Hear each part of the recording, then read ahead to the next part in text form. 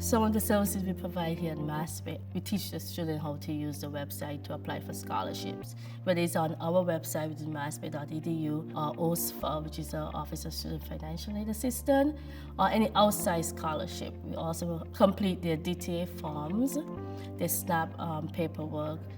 When I first came to Boston in 1997, I came from a small island in the Caribbean, St. Kitts and Nevis. Usually it's not education is at the forefront of anything, it's you supporting your parents.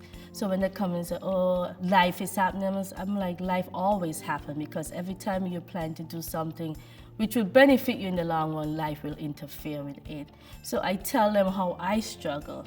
How when I was in school, my mother died doing my master's degree. I wanted to quit my first semester, but perseverance always wins. So I give them that word of encouragement and let them know if they have the need to just bounce anything off of anyone, they can always come and sit down and talk to me.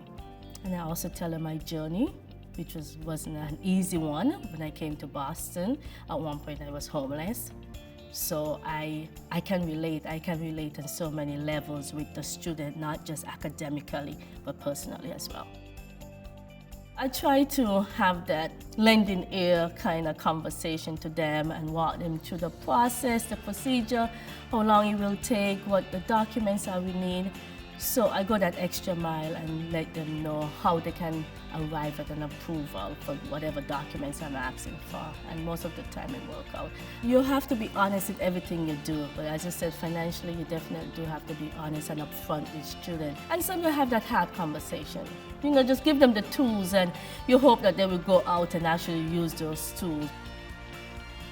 I can say that if I make it, anybody could make it, because coming from a small island, I didn't realize I was so sheltered until I get into the big world, as they put it, and realized there was so many stuff that I wasn't exposed to from back home.